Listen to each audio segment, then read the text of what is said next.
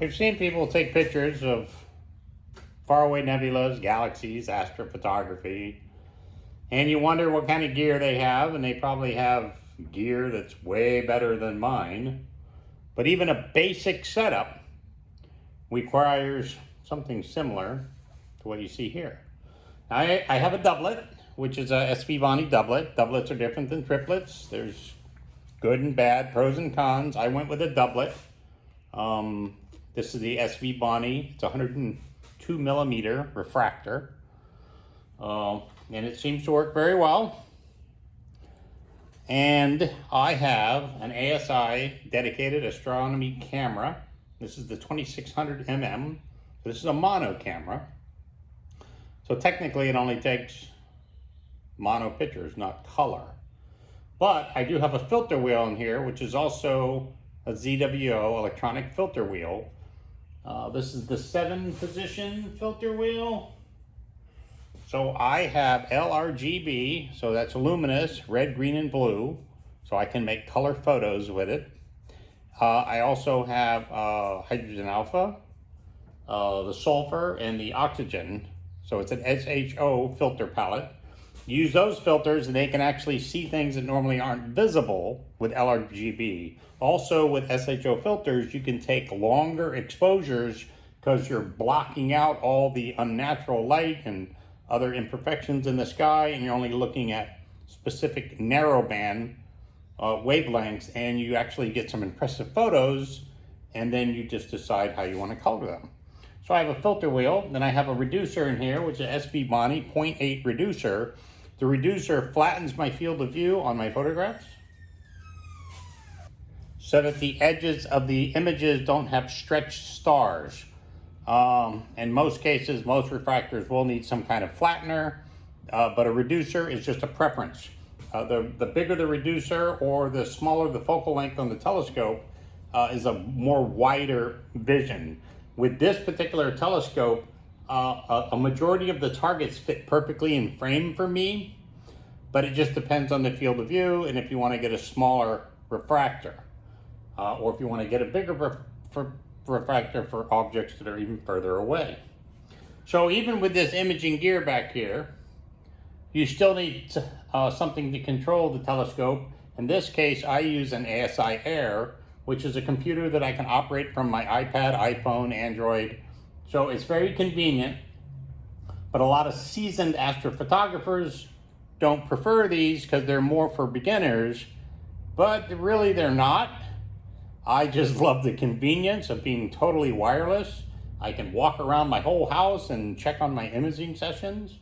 So I think that's pretty neat. I have the ZWO electronic focuser, which fits perfectly with the included hardware on the Svbony refractor. And this allows me to do autofocus. So I'm not looking through the lens trying to struggle with focus. I just point at a star, run an autofocus sequence, and this puts my focus perfectly and per filter. So each time the filter changes, your distance changes because of the wavelength and how fast light moves, and you have to refocus. The only disadvantage there is that you spend a lot of time focusing when you're switching filters because the computer does not remember where the last filter focus was. Other programs do that. So my focus is actually right perfectly at 40 millimeters here. That's kind of neat. So you gotta love the electronic focuser. Now me, I put a USB hub up here. So I have a USB hub, mostly because I don't like to wear out the hubs in the ASIAIR. So, and that way there I'm not pulling things in and out. So I actually just put a USB stick in here to copy my images to. And it's very convenient to just grab the USB stick and go inside and change it out. The ASIAIR has 12-volt outputs on it. So that's another convenience. So I can run my dew heaters, which is on a splitter here. So I have this switch I can turn on for my dew heater. So I have a dew heater on this one, and I have a dew heater on the main scope. Yep, even where I live, you get dew. Then I have another 12-volt output here, which actually runs this little guy right here So I can power 5-volt devices, namely this USB hub. And I can switch that on and off through the ASIAIR. This power is for the camera. So this powers the dedicated camera. I'm using a 50mm guide scope. It's a StellarView, which is 203 focal length, which means I can run up to a 600 and some focal length telescope, which means this is barely enough for this particular telescope because this is 714mm focal length.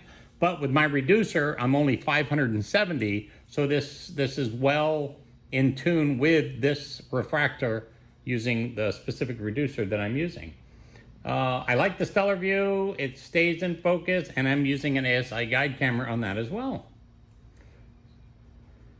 I couldn't decide what cameras to go with, and I ended up choosing ASI because they look pretty, and sure enough, it's a very popular brand, and they work very well with the ASIAIR. So this is a completely computerized wireless telescope system. I used to have a guide scope here or I put the ASI here, but the problem is the filter wheel hits it. And I also had to point the filter wheel up because it'll collide with the mount depending on what you're trying to look at that particular time. And I bought a Skywatcher AZ EQ Pro mount, which is a very popular mount, and it holds the weight of this equipment easily. This telescope came with a small dovetail bar, and with the weight of everything I have back here, the dovetail bar was too limited. I couldn't move this telescope far enough forward to get balance. So I actually bought a universal dovetail, and it mounted on it perfectly, and now I could slide the telescope far enough forward to get balance. I'm using an ADM adapter here, which is really neat because it holds the guide scope in very well. Everything fits very perfectly there. And you can see that I did use a little wire wrap here to keep things fairly tied together so that all of my wires are on the OTA. And the only wires that come down are directly here in the center, so that when your telescope is tracking its target, you really don't have much wire movement here at all. And so the snagging would be a very, very rare occurrence, if ever. USBs are very flaky, so I did tie it to the scope here with a little glue down ring, which doesn't hold very well actually. And these telescopes are very easy to align. I just set that on 0, center my scope here, put it on 90 degrees, and when I power on the mount, it will be aligned. I've gone through multiple power supplies, never could find something to my liking, so I use a battery. I use a battery to power the equipment. This battery will run this rig for over 12 hours. The battery produces up to 13.5 volts, usually 12.7 volts when I have everything on. Most power supplies, you'll notice your voltage will run down to 11.2 volts, 11.5 volts. ASIAIR doesn't like that. And also, if you're using a power supply that's plugged into 110 volts, you'll get dirty DC power out of it. The electronics do not like that either. I've noticed it'll take me 3-4 tries to center a target. Plate solves will fail sometimes, or even take multiple tries. When I run the ASIAIR off of battery power, it centers on the first or second try. Plate solves within seconds. The performance is so much better, and you're not dragging a bunch of cords around with you. I also am lazy, and I made wheels.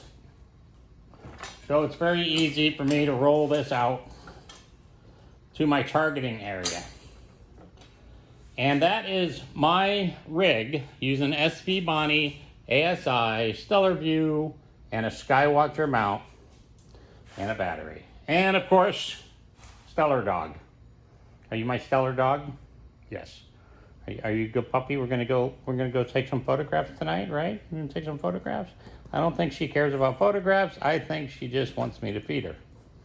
And that's my rig.